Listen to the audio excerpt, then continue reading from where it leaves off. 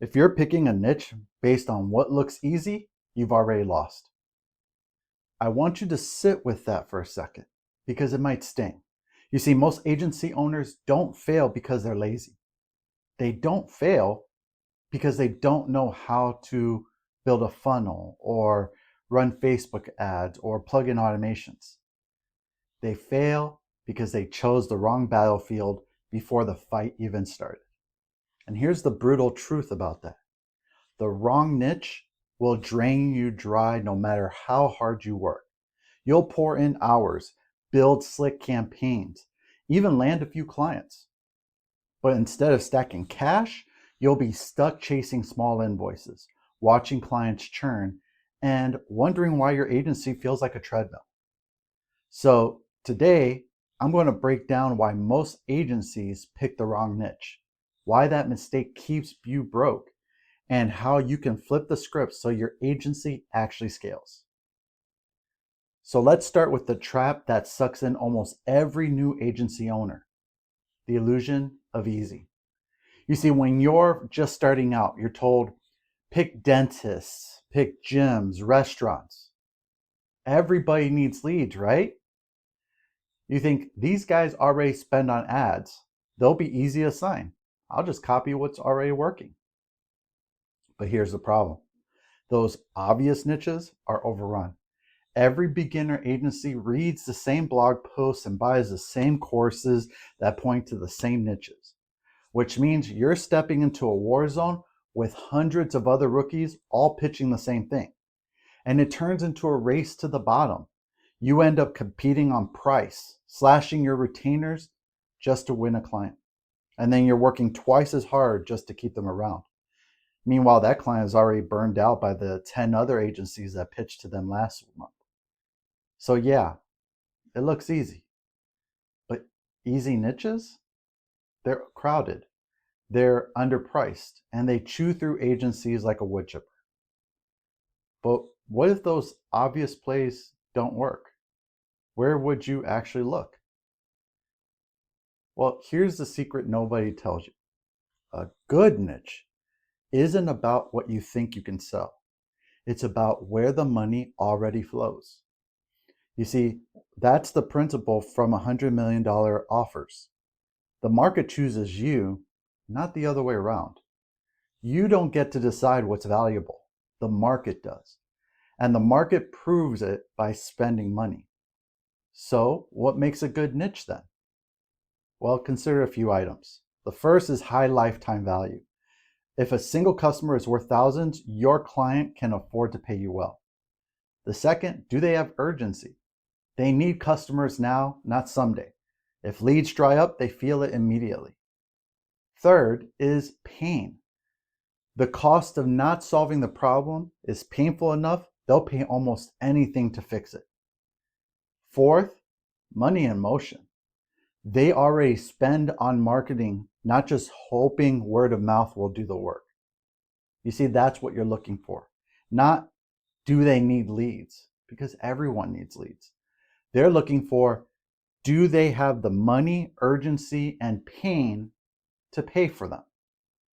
But money isn't the only factor, and that's where most agencies mess up next. And that is the mistake of chasing comfort. You see, here's a pattern I see over and over again. New agencies pick niches they feel comfortable with. Now, maybe they've been going to the same gym for years, so they think gyms are another niche, so I should target that. Or maybe their uncle owns a restaurant, so they go after restaurants. Or they just feel like it'd be nice to help mom and pop shops in their city. Look, I get it. It feels safe. It feels familiar. But comfort doesn't pay your bills. You know what happens when you choose based on comfort? You end up chasing tiny businesses with razor thin margins who don't value marketing. You're constantly trying to convince someone who doesn't have cash that they should give you some of the little bit that they do have. That's not an agency. That's charity work. So here's where Alex Hormozy's principle starts kicking in. Don't sell ice to Eskimos. Sell water in the desert. You see, if you're picking a niche because you're comfortable, you're bringing ice to people who don't need it. But if you're picking a niche where one lead could be worth $10,000 to your client, suddenly you're the guy with water in the desert. So the real question is, how do you find the desert? Now, this is where things start to click. You want to look for industries and niches where the cost of customer acquisition is already high, where missing just one new client hurts. Think about lawyers. One new case could mean $20,000 or more in fees. Contractors, one remodeling project might be worth $50,000. Med spas, plastic surgery clinics, high-end dental work, solar installs. These aren't small transactions. One customer could be worth thousands to tens of thousands. So that means two things. They can afford your services and they feel the pain of not getting new leads. This is where the value equation from Hormozi's frameworks really start to matter. The dream outcome is what do they want the most? And the perceived likelihood of success, do they believe you can deliver? So if you take those pieces, and then what do? You divide that by time delay and effort sacrifice, meaning how fast do they see results times how much do they have to do themselves. So when you build offers for niches like this, you're stacking the equation in your favor. You're solving urgent problems fast for businesses that can actually pay you. But here's the wild part. Even when agencies know this, they still blow it. They still end up getting it wrong. So why is that? Why is it that agencies keep struggling even after they hear all this? Because they chase trends instead of numbers. They see everybody talking about a hot niche on Facebook, Reddit, and think, I'll just do that. Or they pick niches with terrible retention. They'll sign a client who only needs marketing for a few months out of the year. Sure, you might get paid once, but it's not sustainable. Or worst of all, they ignore real data. They don't ask, hey, what's the lifetime value of a customer in this niche? How much profit margin do they have? How much are they already spending on acquisition? Instead, they just assume. And assumptions are what kill agencies. But here's the thing. When you stop chasing what's trendy and start chasing what's profitable, your entire agency changes. So how do you actually pick a niche that won't leave you broke? Well, here's the framework I recommend. Can they afford you? You see, if one customer isn't worth enough to cover your retainer, it's a bad niche. Second, do they urgently need leads? You see, if losing customers hurts them right away, you're in the right place. Third, is retention even possible?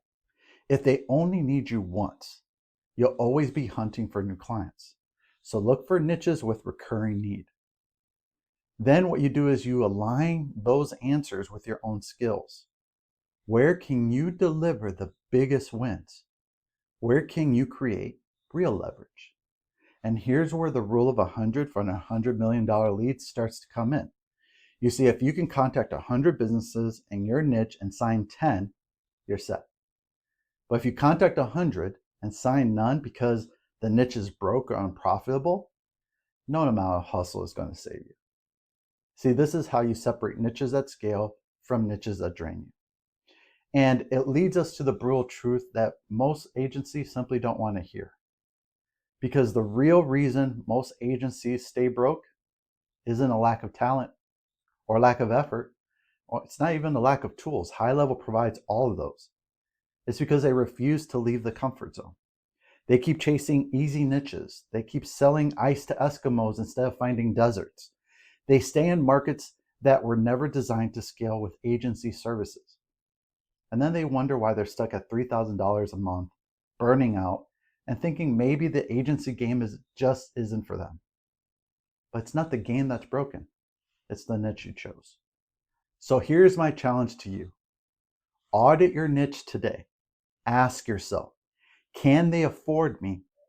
Do they urgently need what I sell? And can I keep them long term? If the answer is no, you've already found the reason your agency isn't scaling. So let's bring this full circle. Picking the wrong niche is the #1 reason agencies get trapped in the broke agency cycle. It's not your work ethic, it's not your skills, and it's not the software. It's simply the battlefield you chose. Now, the right niche isn't about what feels easy. It's about where value and urgency collide. You see, where one new customer can mean tens of thousands for your client, where your work directly impacts their survival. And if you want to dig deeper into this and actually start building an agency that scales instead of stalls, here's what to do next. Join my community, GHL Money Labs. It's where agency owners share proven playbooks, get hands-on support, and shortcut the broke agency trap. You see, if you want tools, training, and community to pick the right niche and scale faster, this is the place. Now, in full transparency here, perhaps if you're starting your agency for high level, you'll find my affiliate links below. Now, if you use them, I may earn a commission at no extra cost to you. But it's one way to support the channel while gaining access to exact tools I use to run my agency. Plus, if you like this content, like and subscribe. It really helps. The broke agency trap isn't permanent, but breaking free starts with choosing the right niche. Don't chase easy, chase valuable. That's how you win. So, what niche are you having trouble with? Let me know down in the comments.